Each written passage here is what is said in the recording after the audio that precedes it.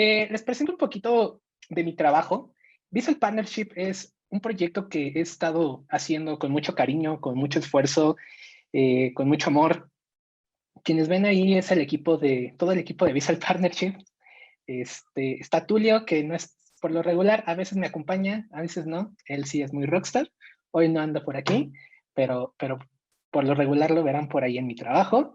Está Amber. Amber es este personaje que pueden ver por aquí. Lo verán muy recurrente en toda la iconografía que hago. Uno vive en mi casa, otro vive en mi cabeza y nosotros somos Visual Partnership. Em, Todo lo que van a ver aquí es material que he hecho, es material totalmente original que ha salido ahora sí que de mis manos. Me gusta mucho dar pláticas y me gusta mucho cuando me invitan a compartir algo porque siento que es el momento en el que puedo explayarme y en el que puedo empezar como a compartir justamente las cosas que me gusta compartir. Siempre digo que lo bueno se comparte y yo he encontrado muchas cosas que me han funcionado a mí, que seguramente no le funcionará a todo el mundo como me funciona a mí, pero creo que hay cosas que sí son bastante interesantes y se tienen que compartir. Por ahí, si quieren ver un poquito más de mi trabajo, pueden seguirme en @visual_partner en Instagram, en Twitter y en Visual Partnership por Facebook y listo. Dentro de las cosas que he podido hacer, como bien mencionaban en la introducción, soy desarrollador de software. Estudio sociología, tengo como un perfil un poquito raro por esa parte, pero afortunadamente he podido condensar ambas profesiones aquí en Visual Partnership a través del dibujo y a través de Visual Thinking. He tenido algunas colaboraciones importantes desde, la mayoría son con tecnología. He podido trabajar con código facilito, con GitHub, con los octogatos de GitHub y con GitHub Education particularmente. Hace poquito estuve haciendo memorias visuales para un podcast que se llama Espacios Abiertos, que es muy bueno. De repente me suelen invitar a dibujar un programa del Canal 22 que se llama Catarsis 22 con Pedro Cominic. eh, y, y, y así, mayormente hago cosas que tienen que ver con tecnología. Dentro de las últimas cosas, colaboraciones que he tenido han sido con la ElixirConf, con CodeBeam de Erlang Solutions, también con HackCon he estado haciendo algunas cosas en la AutogatosConf. También por ahí me invitaron a la ROSFest que organizan en Alemania para hacer las memorias visuales de ahí. Y vaya, todo esto para compartirles que realmente lo que les voy a compartir viene de una experiencia práctica y que viene de algo que realmente, de un esfuerzo que he estado buscando por hacer y por compartir a través de mi trabajo. Por lo regular suelo organizar talleres y pláticas, sobre todo talleres que son abiertos, que son gratuitos. Al final les daré como, les platico cuando es el siguiente. También tengo una galería abierta en GitHub. Soy parte del programa de GitHub Sponsors, en el que a través de GitHub, que es para compartir software open source, hay un repositorio que es de código, en el que voy guardando muchas de las iconografías que voy haciendo. Hoy en día tengo 15 GitHub sponsors que están ayudándome como a mantener este tipo de proyectos, en los cuales destaca la COO de GitHub y el Product Manager de NPM, y por ahí muchos amigos que también me están aportando. Y pues vaya. Bien, dentro de todo esto, lo que les quiero platicar el día de hoy es acerca de Visual Thinking. Como tal, es un concepto que a lo mejor algunos estarán familiarizados un poquito, algunos otros no tanto. Realmente es un concepto que es relativamente nuevo, que no tiene mucho tiempo y sobre todo que no está tan de moda aún. Pero que está por ahí latente. La gente cuando escucha Visual Thinking o la traducción pensamiento visual, o también lo pueden encontrar como facilitación gráfica, lo primero que entienden o lo primero que se les viene a la mente o con lo primero que conectan es con dibujar, ¿no? Con esta onda de tomar un lápiz, papel y hacer algo. A lo mejor quienes son muy agnósticos o quienes son muy críticos pensarán que no tiene gran ciencia o que es algo que no tiene una gran profundidad el hacer todo esto. Si al final del día es aprender a dibujar y comunicar y hacerlo, ¿para qué Visual Thinking? Aunque es muy relacionado con metodologías, es relacionado con herramientas, con métodos, inclusive hasta con mindset. La realidad es que visual thinking tiene que ver más con una condición de las personas, la condición que tenemos para percibir lo que nos rodea. Y en este punto es bastante interesante porque en este punto conectamos ya con cosas de filosofía, que es un poco, cosas un poco más para intenciar con ese tema. Como yo lo defino, es como una habilidad consciente que te permite a ti estructurar y sobre todo empatizar experiencias de aprendizaje, que te permite ir de este tipo de graficados, de este tipo de anotaciones, a una imagen que en primer principio es mental y que empatiza mejor contigo y te permite estructurar mejor tus ideas para después empatizar con los demás. Históricamente, he sabido que de las primeras formas de comunicarnos entre las personas fue a través de imágenes, ¿no? Las pinturas rupestres es un ejemplo de cómo las personas se comunicaban en el principio de los tiempos.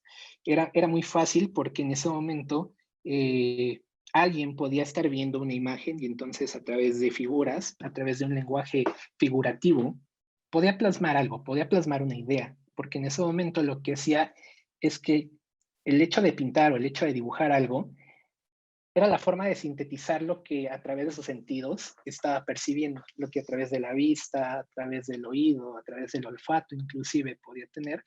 El punto de encuentro de todas esas sensaciones y emociones en ese momento, en el momento presente, se podía sintetizar a través de la imagen y a través del boceto.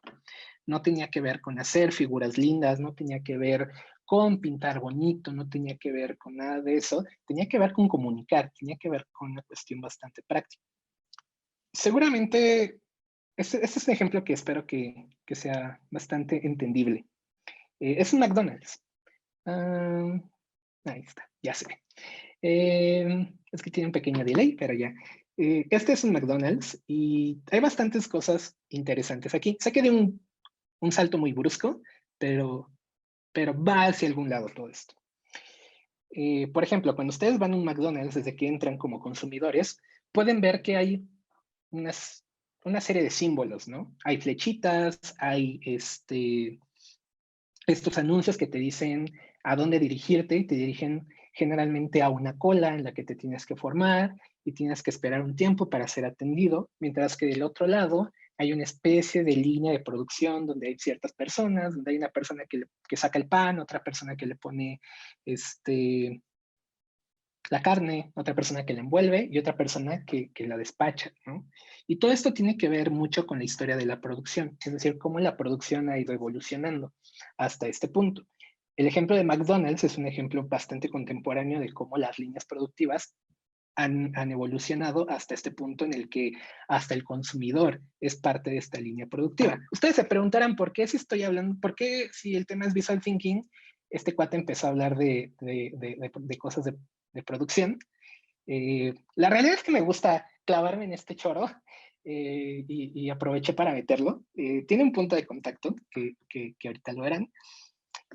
Hay varias cosas que ver aquí, ¿no? En primera, puedes cuantificar tiempos de una forma más práctica, puedes empezar a hacer presupuestos, puedes prever, puedes optimizar los tiempos, tienes una satisfacción en términos de que entrega rápido, haces una gran cantidad en poco tiempo, tienes una cierta calidad, especializas cada vez más el trabajo y esto funciona en ciertos términos.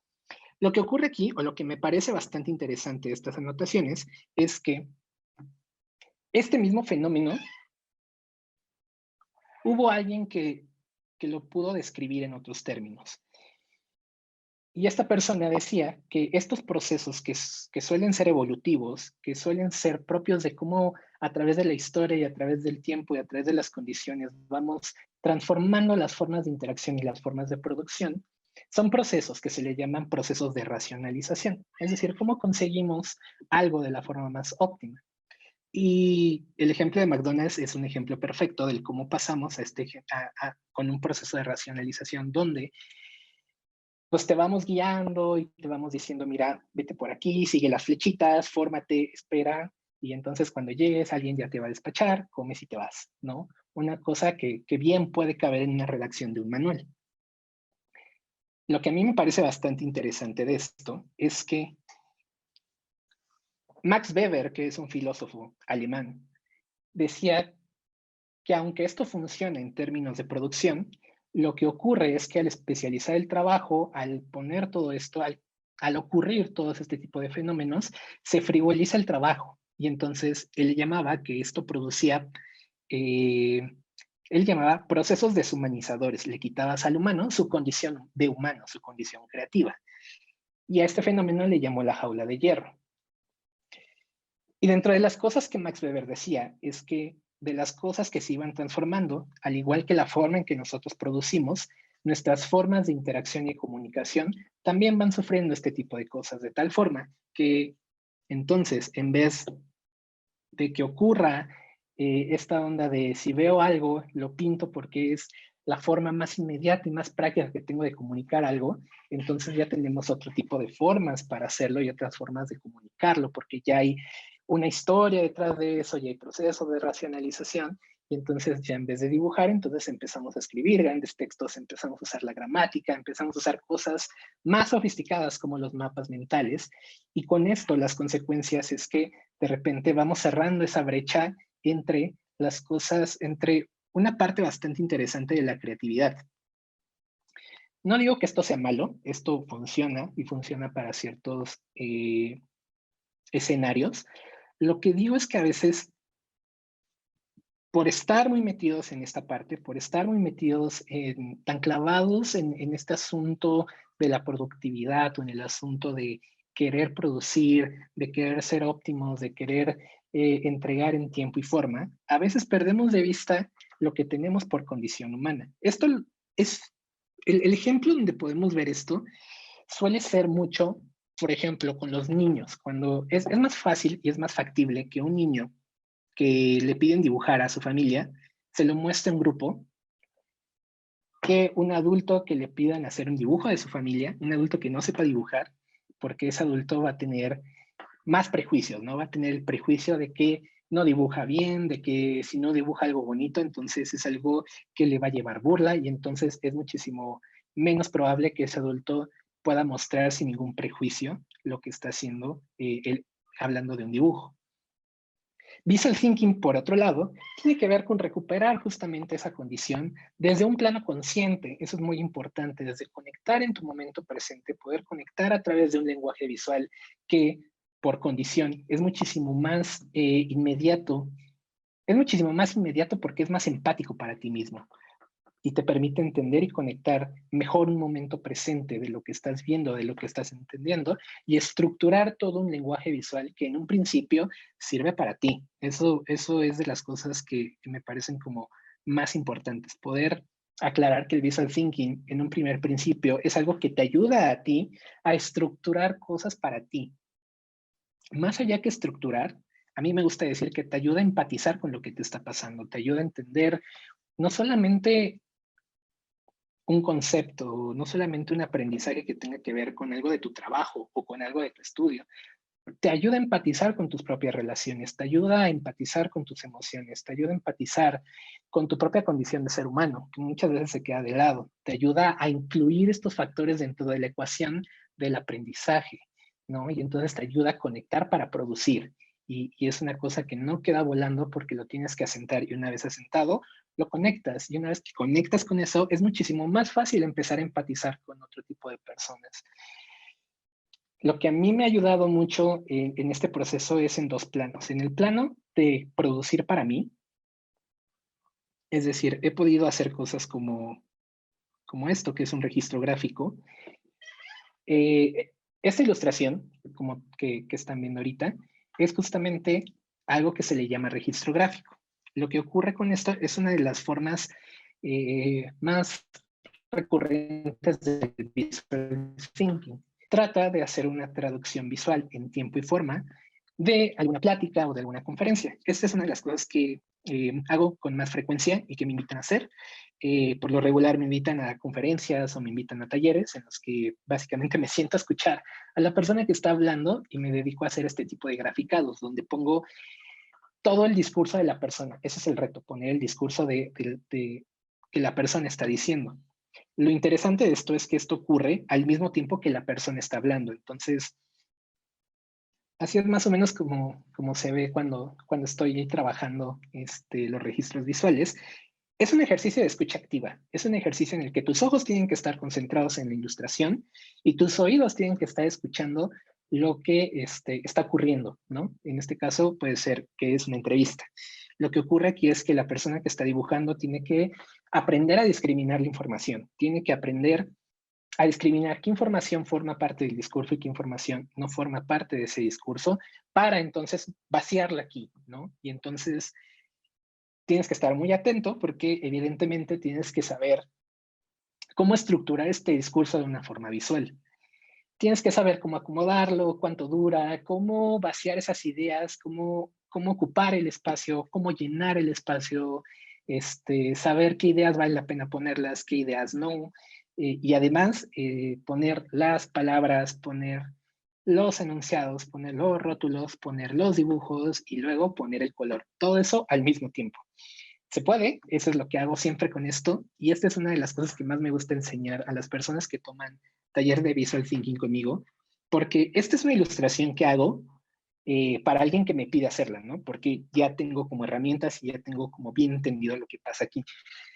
Cuando me toca dar taller de esto, lo primero que hago es decirles a las personas que esta es una herramienta de escucha activa, una herramienta en la que aprendes a entrenar tu oído y en la que aprendes a empatizar mejor con el discurso de una persona, que es una habilidad bastante útil, porque si lo puedes hacer en una conferencia, pues obviamente que lo puedes hacer mañana cuando estés en una clase y lo puedes hacer el día que tengas una super junta y estés definiendo un proyecto y con eso vas a poder ayudar a un equipo, a tu equipo de trabajo y te va a ayudar el día de mañana que tu mamá se siente contigo en la noche a platicarte lo que le pasó en el día porque vas a poder empatizar mejor con ella e inclusive hasta le vas a poder dibujar un registro gráfico. Creo yo que hay muchas cosas que ganar con este tipo de habilidades que tienen que ver en principio no es con el dibujo, no es con el color, no es con lo bonito, es con aprender a reconocer tu trazo, es aprender a empatizar con tus propias habilidades, con lo que a ti te parece que es muchísimo más práctico. A mí, por varias razones, entre las que son de que doy talleres, tengo que tener muy bien entrenada esta parte. Entonces, al día de hoy me doy el chance como de hacer este tipo de graficados que en principio son para mí. Y entonces tengo ya estrategias que me permiten saber que si a algo yo le pongo color rojo, es un concepto que ya entiendo, ¿no? Y que si hay algo que está en azul o en amarillo, es algo que a lo mejor tengo que preguntar o es algo que no tengo muy claro.